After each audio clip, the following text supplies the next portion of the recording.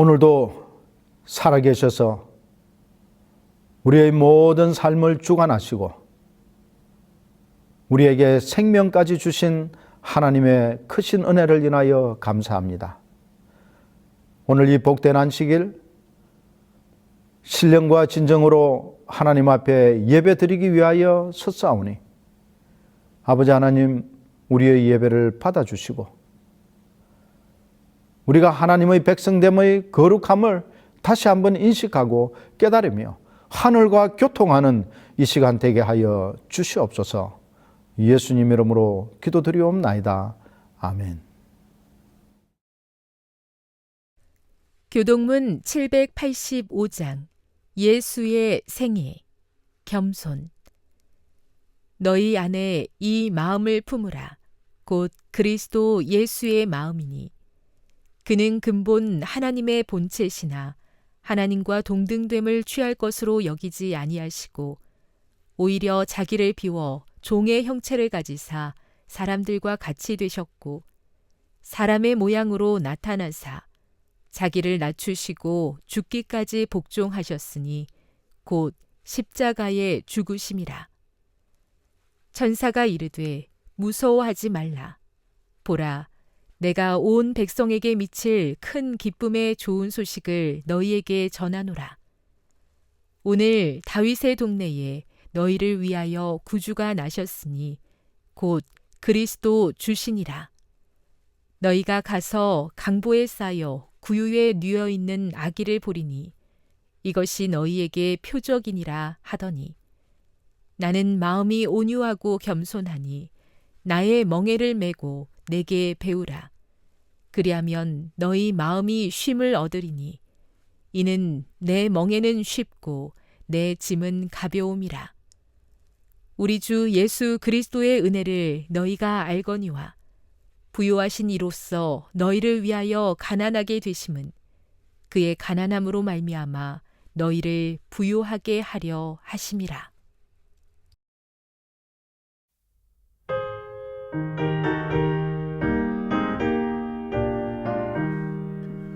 영광을 받으실 만유의 구주 온전한 마음으로 섬기겠네.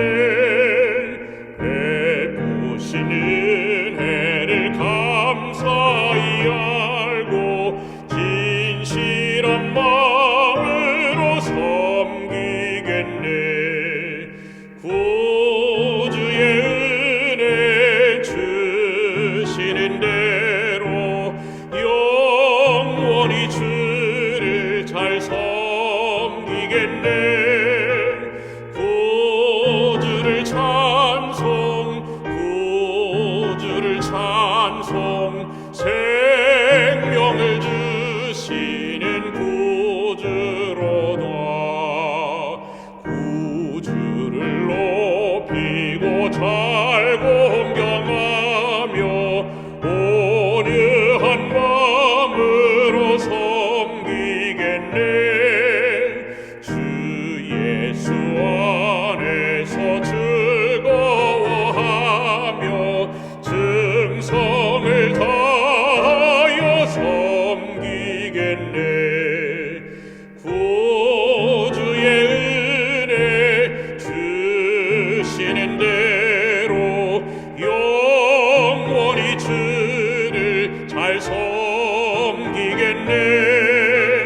구주를 찬송, 구주를 찬송, 생명을 주시는 구주로다. 예수를 믿고서는 사랑하며 즐거운 마음으로 섬기겠네. 온 마음을 드리고 자복한 후에 구주만 영원히 섬기겠네. 구주의 은혜 주시는 대로 영원히 주를 잘 섬기겠네.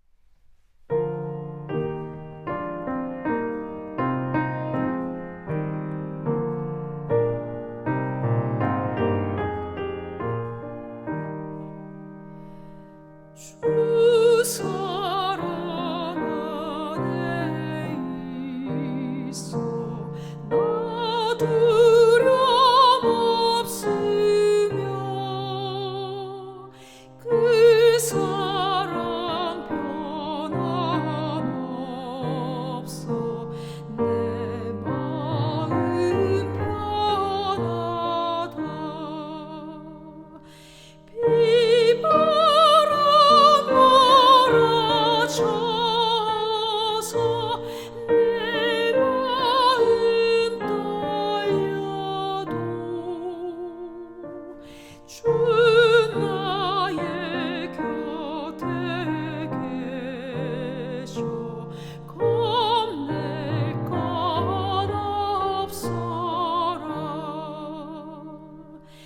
내 주를 따라 살면 나 부족 없으며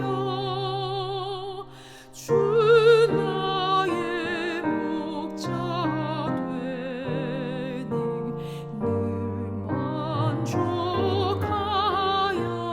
만족하여라. 그제에 너를 깨워 내 앞길 밝히니 나 주의 길을 따라 주 함께 가리라.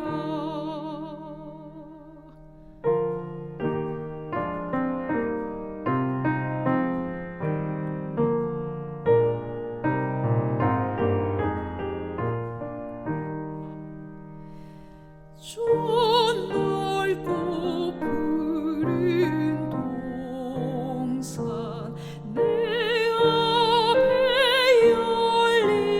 열리고 저 검은 구름 거쳐 새 하늘 보인다.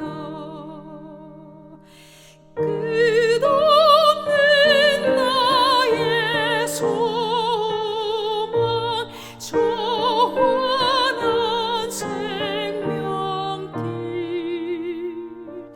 참 보배 되신 주가 늘 함께 하시리.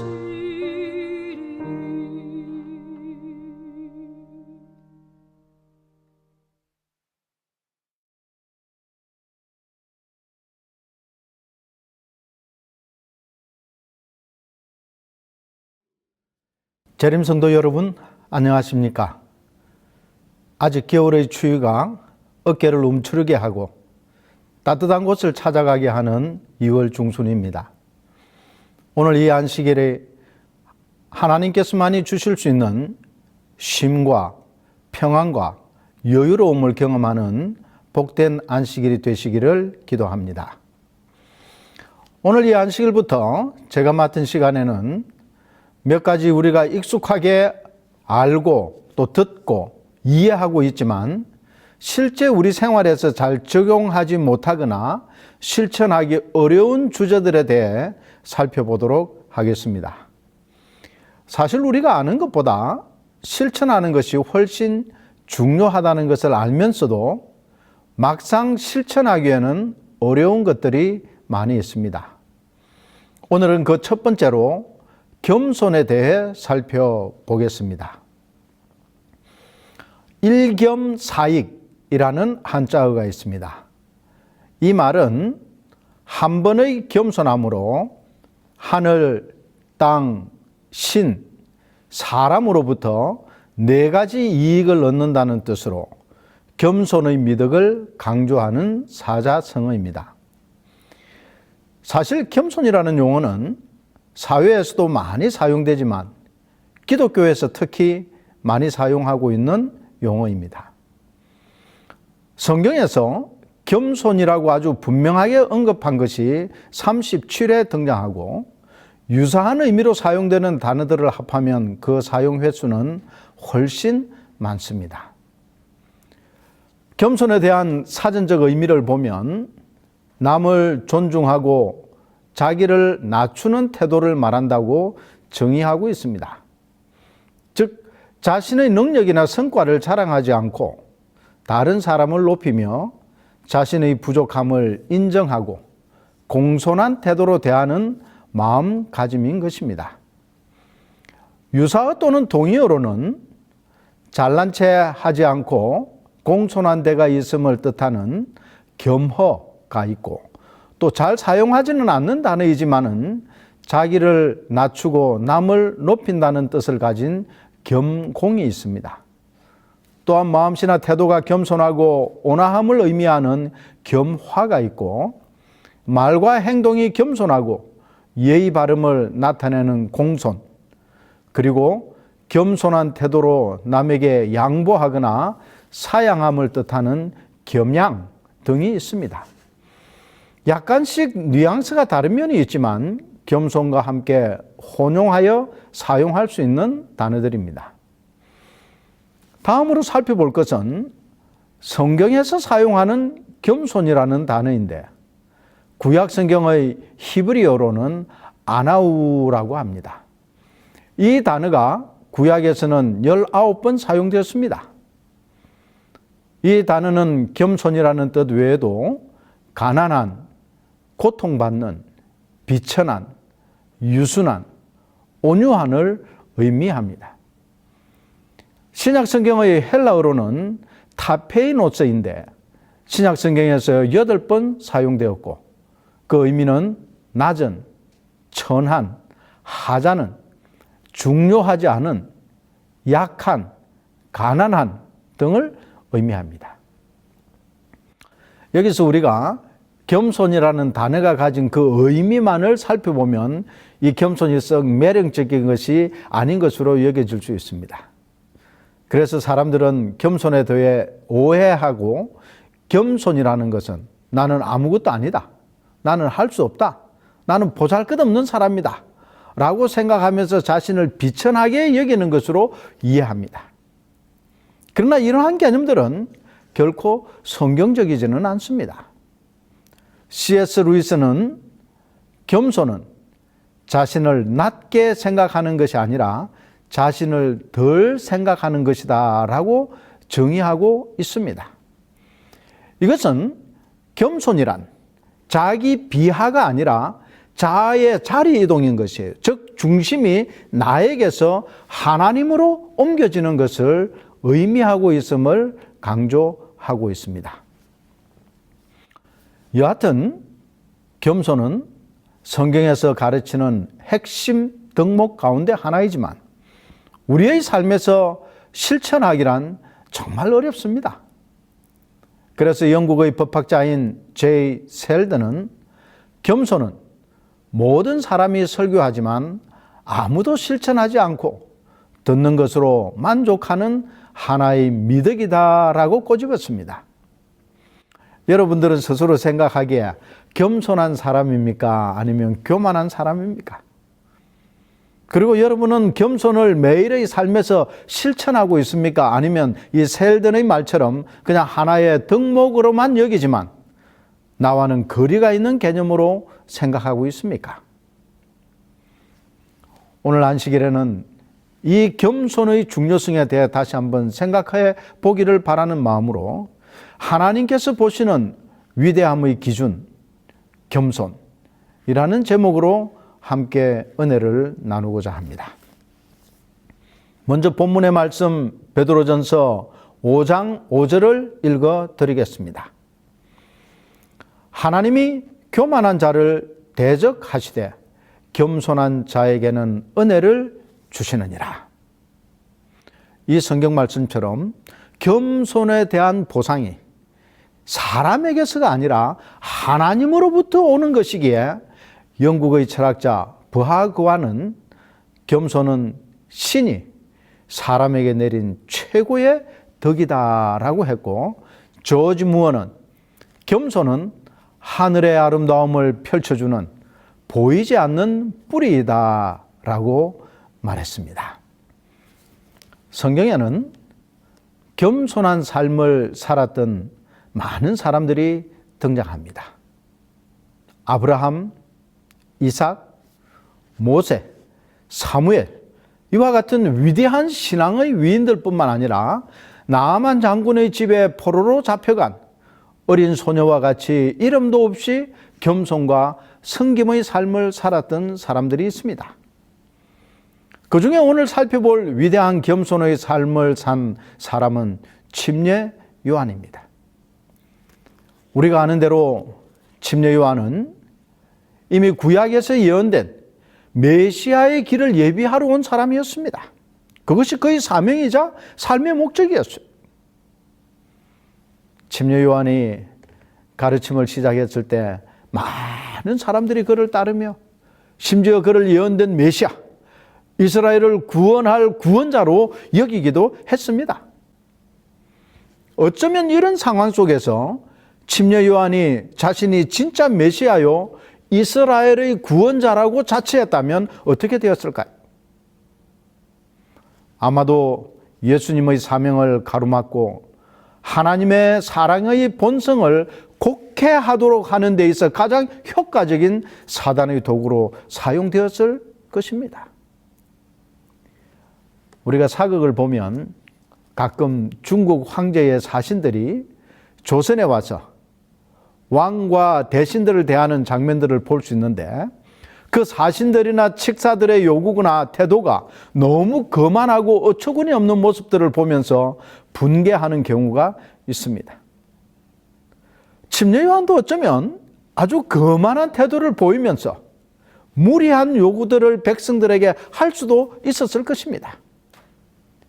그러나 그는 겸손의 사람이었습니다. 그는 그의 뒤에 등장하실 예수님과 자신을 비교하면서 내 뒤에 오시는 이는 나보다 능력이 많으시니 나는 그의 신을 들기도 감당하지 못하겠노라고 자신을 낮추었습니다. 그는 예수님께 침례를 베풀었지만 그것을 자신이 예수님보다 더 위대한 사람이라고 선전하고 자랑하는 데 사용하지 않았습니다. 우리가 종종 교회 안에서 이런 자랑들을 하면서 자신의 존재를 드러내고자 하는 경우가 종종 있습니다. 내가 성경을 가르치고 침례를 베푼 사람인데 그가 큰 지도자가 되거나 유명인이 되면 저 사람은 내가 성경을 가르치고 침례도 베풀었어 라고 자랑하면서 내가 이런 사람이야 라는 것을 은연중에 드러낼 수도 있습니다. 혹 교사로서 중고등학교 또는 대학교에서 가르친 학생이 큰 지도자가 되거나 유명인이 되면 내가 저 사람을 가르친 선생이야 라고 하면서 자랑하거나 의시될 수도 있습니다. 이런 것이 잘못된 것은 아니지만은 내가 적어도 그 사람과 동등하게 대접받기를 원하거나 그 사람보다 더 높은 위치에 두고자 하는 동기에서 비롯되었다면 그것은 교만인 것입니다. 침례 요한을 따랐던 많은 사람들이 예수가 등장해서 가르치며 기적을 행하자 이제 침례 요한을 떠나서 예수님을 따라갔습니다. 그 모습을 보고 침례 요한의 제자들이 선생님이 침례도 베풀고 세상 죄를 지고 가는 하나님의 어린 양이라고 소개했던 그 사람 곧 예수에게로 사람들이 다 따라가 버렸습니다. 라고 불평과 원망과 그리고 시기심을 가지고 투덜거렸어요. 그때 이 침례 요한이 나타낸 반응은 참된 겸손이 무엇인지를 분명하게 보여주는 것입니다. 침례 요한의 겸손의 최고점은 다음의 선언에서 나타납니다. 신부를 취하는 자는 신랑이나 서서 신랑의 음성을 듣는 친구가 크게 기뻐하나니 나는 이러한 기쁨이 충만하였노라. 그는 흥하여야 하겠고 나는 쇠하여야 하리라. 요한복음 3장 29절 30절에 있는 말씀입니다. 이 부분에 대해서 본교 성경 주석에서는 다음과 같이 해석해 주고 있습니다. 요한은 자신에게 지정된 역할, 곧 이스라엘에게 영적인 주인이며 선생인 분을 받아들이도록 호소하는 일을 완수했고 그는 그분을 위해 수고했고 이제 그분의 성공하는 모습을 보고 기뻐했다. 그리고 계속해서 확실히 이때 요한이 했던 말보다 더 겸손하고 더 순종적이고 더 무화적인 것은 결코 들어볼 수 없다라고 결론 짓고 있습니다. 진정으로 겸손한 삶의 모본을 직접 보여준 침례 요한이었습니다. 겸손의 삶을 산 사람들은 성경에서뿐만 아니라 역사 속에서도 쉽게 찾아볼 수 있습니다. 기독교 초기의 어거스틴이나 링컨 대통령, 나이팅게일, 슈바이처, 리빙스톤, 테레사 수녀, 그리고 간디 등 그 목록을 기록하자면 꽤나 많은 시간이 필요할지 모르겠습니다. 그러나 성경 속의 인물이든 역사 속에서 언급되는 인물이든 완전한 겸손의 모본을 보여줄 수 있는 사람은 안타깝지만 아무도 없습니다. 인간은 누구나 약점과 죄와 허물과 부족함이 있기 때문에 완전한 모본이 될 수는 없는 것입니다. 겸손에 관해 우리의 가장 완전한 모본은 예수 그리스도이십니다. 예수님은 말만 하시지 않고 직접 그분께서 하신 말씀을 실천함으로 모본을 보여주셨습니다. 요한복음 13장 15절에 보면 내가 너희에게 행한 것 같이 너희도 행하게 하려 하여 본을 보였노라. 그분의 모든 생애의 발자취는 오늘을 살아가는 우리에게 모본이 되시기 위해서라고 말씀하셨습니다. 그러면 이 예수님께서는 우리에게 어떤 겸손의 모본을 보이셨을까요? 첫 번째, 가장 높은 곳에서 가장 낮은 곳으로 내려오셨습니다. 너희 안에 이 마음을 품으라. 곧 그리스도 예수의 마음이니 그는 근본 하나님의 본체시나 하나님과 동등됨을 취할 것으로 여기지 아니하시고 오히려 자기를 비워 종의 형체를 가져 사람들과 같이 되었고 사람의 모양으로 나타나셨으며 자기를 낮추시고 죽기까지 복종하셨으니 곧 십자가에 죽으심이라. 빌립보 2장 5절부터 8절의 말씀입니다. 하늘에서도 가장 높은 하늘 보좌에서부터 가장 낮은 이 세상에서도 더 낮은 무덤까지 내려가신 분이 예수님입니다. 그것도 기꺼이 그렇게 하셨습니다. 강제적이거나 의무감에서가 아닌 자원하는 겸손이었습니다. 예수님의 낮아지시면은 단지 보좌에서 내려오는 것뿐 아니라 하나님께서 사람의 형태를 취하시는 것을 포함하고 있습니다. 그리스도께서는 하늘의 본성에 비하여 열등한 인성을 당신 스스로 취하셨다. 이처럼 나타내 보이신 하나님의 겸비하신 만큼 놀라운 겸손은 다시 찾아볼 수 없다고 가려 뽑은 기별 1권 246페이지에 기록하고 있습니다. 따라서 이러한 겸손의 삶을 사신 그리스도의 모본을 따르지 않는 자에 대해 화이트는 이렇게 경고하고 있습니다. 그리스도를 따른다고 공언하면서도 그들의 구속주의 요구에 대하여 겸손하게 순종하지 아니하고 그리스도의 겸손한 제자로서 십자가를 매지 아니하며 말 구유로부터 갈바리까지 그분을 따르지 않은 자들의 형벌은 어떻게 할 것인가? 정언보감 1권 232페이지의 말씀입니다. 두 번째 예수님의 겸손은 섬기는 생애였습니다. 너희 중에 누구든지 어뜸이 되고자 하는 자는 모든 사람의 종이 되어야 하리라. 인자가 온 것은 섬김을 받으려 함이 아니라 도리어 섬기려 하고 자기 목숨을 많은 사람의 대속물로 주려 함이니라고 마가복음 10장 44절 45절에 말씀하셨습니다.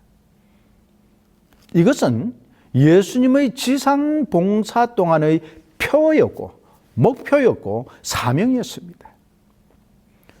요한복음 13장에는 예수님께서 얼마나 자기를 낮추시고 겸손한 분이셨는지를 알게 해주는 흥미로운 한 사건이 기록되어 있습니다. 우리가 잘 아는 대로 십자가에 달려 돌아가시기 불과 몇 시간을 남겨두지 않은 때였습니다. 제자들과 함께 최후의 만찬을 나누시던 자리에서였습니다. 유대인들의 관습대로 식사 전에 손발을 씻기 위해 물은 준비되어 있는데 그들의 먼지 묻은 발을 씻겨줄 종이 없었습니다. 그들 중에 누군가가 그 종의 일, 즉 다른 사람의 발을 씻기는 일을 해야만 했으나 자존심 강한 제자들은 서로 눈치만 보며 누가 자신의 발을 씻겨줄 것인가를 기다리며 애써 무관심한 듯한 표정과 자세로 식탁에 앉아 있었습니다. 한동안 이 상황을 지켜보시던 예수님께서 식탁에서 일어나시고 움직임에 방해가 되는 겉옷을 벗고 수건을 허리에 동이시고 대야의 물을 받아 제자들의 발을 씻기시기 시작하셨습니다. 사도 요한은 선생님이 제자들의 발을 씻기시는 이 충격적인 장면을 이렇게 기록하고 있습니다. 저녁 잡수시던 자리에서 일어나 겉옷을 벗고 수건을 가져다가 허리에 두르시고 이에 대야에 물을 담아 제자들의 발을 씻기시고 그 두르신 수건으로 씻기기를 시작하여. 요한복음 13장 4절 5절의 말씀입니다. 이스라엘 백성들에게 그 당시에 발을 씻긴다는 것은 오늘날과는 매우 다른 의미를 가지고 있습니다. 종 중에서도 가장 직급이 낮은 종이 하는 일이에요. 개인적으로 보면 창피하고 수치스러운 일입니다. 그런 일을 선생이요 랍비요 살아계신 하나님의 아들이 하시니 베드로를 비롯한 제자들의 놀라움이 어떠했을지 우리가 가히 상상해 볼 수 있습니다. 겸손은 우리가 머릿속에만 담고 있는 개념이나 지식이 아닙니다. 우리 매일의 삶 속에서 실천해야 하는 행동 강령인 것입니다. 겸손이 이처럼 실천하기 어려운 일인 만큼 그에 대해 보상 또한 큽니다. 침례 요한은 자기를 온전히 비우고 봉사와 희생의 삶을 살다가 정말 어처구니 없이 젊은 나이에 죽음을 당했지만 그의 삶은 실패한 삶이 아니었습니다. 예수님께서 친히 내가 진실로 너희에게 말하노니 여자가 낳은 자 중에 침례 요한보다 큰 이가 일어남이 없도다라고 마태복음 11장 11절에 선언하심으로써 이 침례 요한을 가장 위대한 사람으로 높이셨습니다. 예수님 또한 가장 낮은 곳에서 가장 천한 일을 거절하지 않으시고 겸손한 삶을 사셨기에 그분의 낮아지심과 그로 인해 하나님께로부터 받은 보상에 대해 성경은 이렇게 기록하고 있습니다. 이러므로 하나님이 그를 지극히 높여 모든 이름 위에 뛰어난 이름을 주사 하늘에 있는 자들과 땅에 있는 자들과 땅 아래에 있는 자들로 모든 무릎을 예수의 이름에 꿇게 하시고 모든 입으로 예수 그리스도를 주라 시인하여 하나님 아버지께 영광을 돌리게 하셨느니라. 빌립보 2장 9절부터 11절의 말씀입니다. 여러분, 이 겸손을 실천하는 사람들에 대한 보상은 결코 잊혀지거나 무관심하게 지나가지 않습니다. 성경을 통해 겸손한 자에게 주시는 하나님의 보상은 참으로 많이 있습니다. 하나님은 겸손한 자를 구원하신다라고 말씀하셨습니다.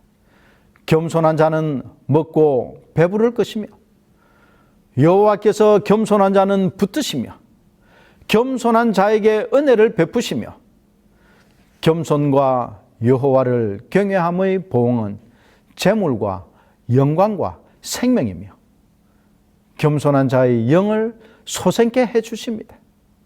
그리고 겸손하라, 때가 되면 너희를 높이시리라는 보상의 약속이 많이 기록되어 있습니다.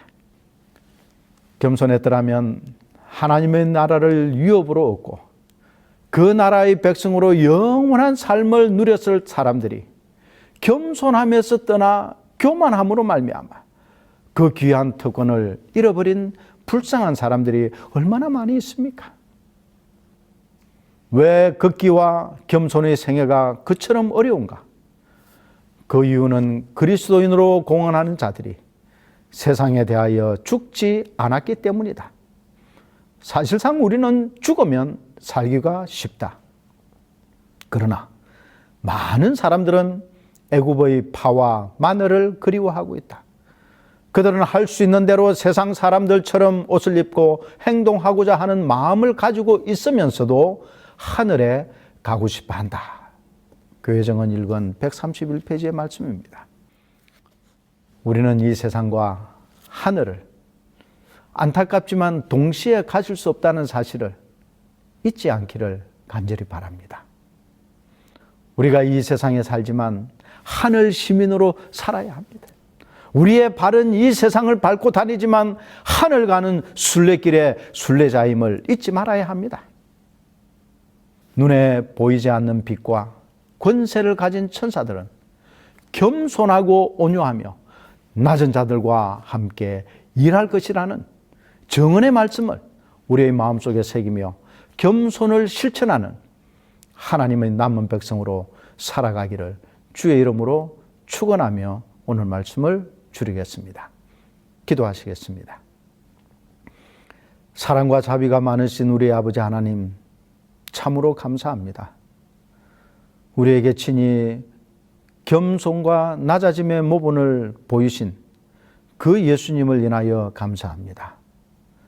우리 또한 주님께서 걸어가신 겸손한 삶을 살 수 있도록 믿음과 힘과 용기를 허락해 주시옵소서. 하나님의 은혜가 우리 모든 성도들의 심령 속에 함께 하셔서 겸손함을 통하여 하나님을 뵐 수 있는 축복을 누릴 수 있게 도와 주시옵소서. 예수님 이름으로 감사하며 간절히 기도드리옵나이다. 아멘.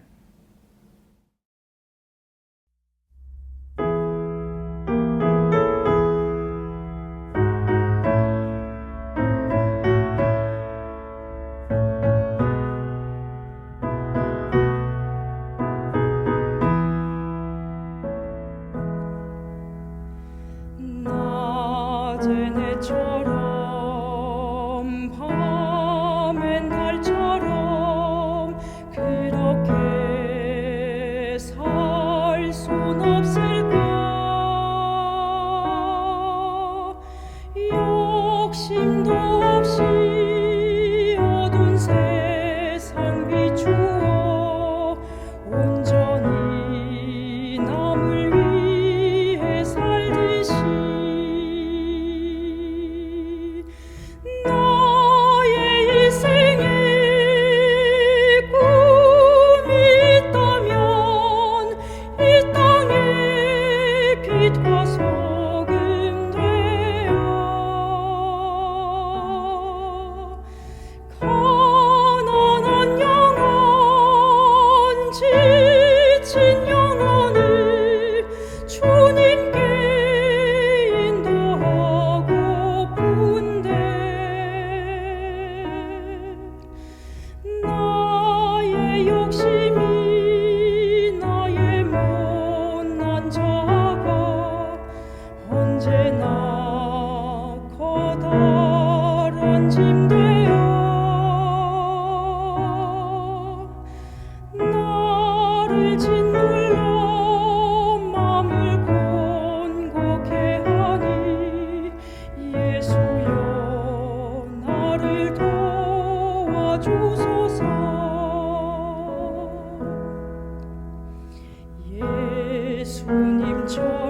예수님처럼 바울처럼 그렇게 살 순 없을까. 남을 위하여 당신들의 온몸을 온전히 버리셨던 것처럼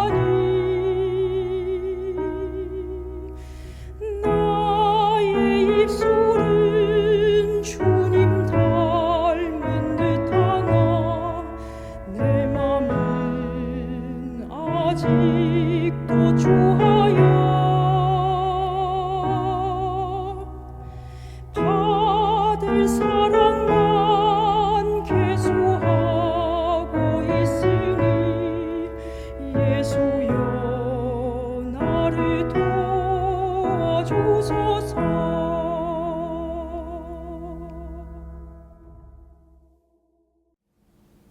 이제는 우리 아버지 하나님의 무한하신 사랑과 예수 그리스도의 다함없는 은혜와 성령 하나님의 감화 감동하심이 하늘 향해 가는 우리 모든 재림 성도들에게 그 영광스러운 예루살렘 도성에 도달할 때까지 함께하여 주시옵기를 간절히 축원하옵나이다.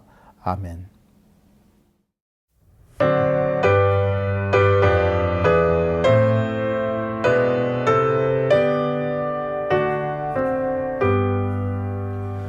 내